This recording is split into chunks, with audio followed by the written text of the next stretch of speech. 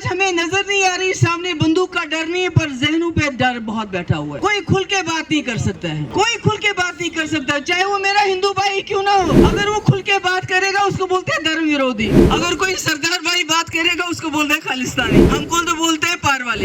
इस वक्त सबसे ज्यादा बेरोजगारी जम्मू कश्मीर में है, सबसे ज्यादा ड्रग के शिकार हमारे बच्चे हैं। बिजली हम पैदा करते हैं, पूरे मुल्क को देते हैं, वो वहाँ मुफ्त बिजली बांटते हैं लोगों में, मगर हमें 100 गुना बिजली का फीस देनी पड़ती है। बिजली का नामो निशान नहीं। हमारे नौजवान हजारों की तादाद में मुल्क के जेलों में, जबकि ये कहते हैं पथराव, अगर पथराव खत्म तो नौजवान जेलों में क्यों है। आज लोगों का सैलाब देखिए जो अनंतनाग में जब मैंने फॉर्म भरा तब से लेके आज तक घबरा गए हैं। कहते हैं इलेक्शन को पोस्टपोन करो, क्यों? क्योंकि मुगल रोड, अरे मुगल रोड तो 8 अप्रैल से खुल गया है। आपको मालूम नहीं था कि मुगल रोड बंद होता है? तो ये कौन सा जादू का चिराग है कि आप इलेक्शन 30 दिन के बाद करोगे तो मुगल रोड सब ठीक ठाक हो जाएगा?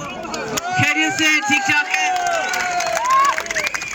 आज मैं आपके बीच आई हूँ, पार्लियामेंट का इलेक्शन है और आज की लड़ाई पीडीपी और एनसी की लड़ाई नहीं है, ये महबूबा मुफ्ती और उमर अब्दुल्ला की लड़ाई नहीं है। आज की लड़ाई है जम्मू कश्मीर में जो 2019 को फैसला हुआ, जिससे हमारी शिनाख्त, हमारी जमीन, हमारे वसाइल सब पे हमला चल रहा है।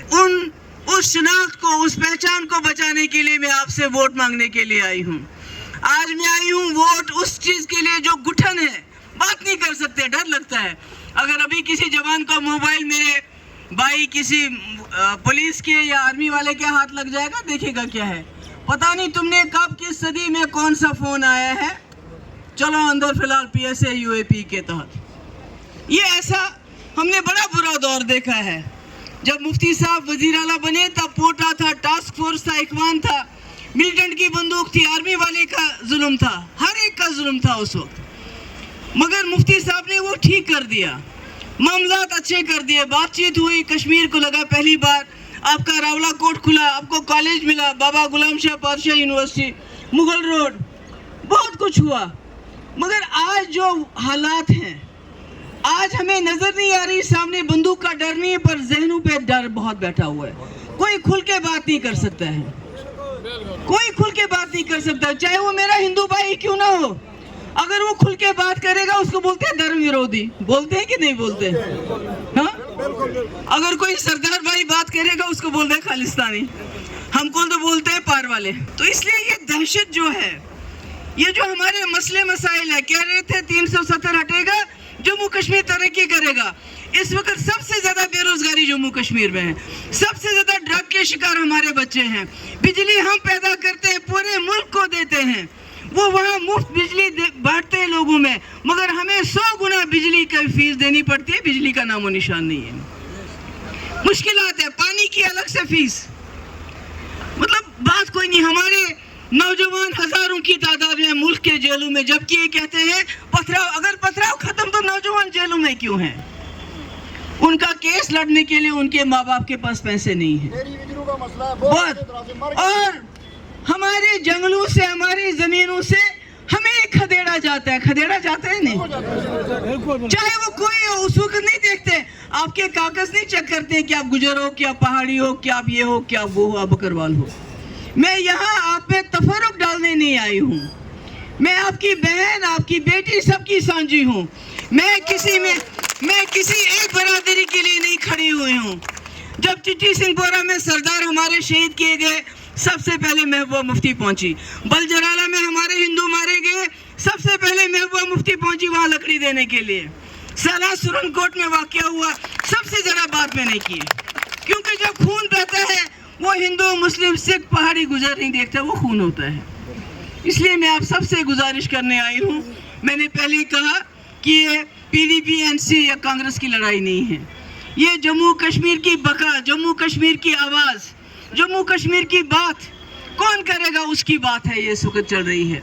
इसलिए मैं सबसे गुजारिश करती हूँ, जितनी भी जमातों के लोग हैं, मेरे अपने PDP वालों का मैं क्या कहूँ, जब मुसीबत में थी, जब सब मुझे छोड़ के चले गए, ये मेरे साथ रुक गए। इसलिए मैं इन सबको सलाम करती हूँ।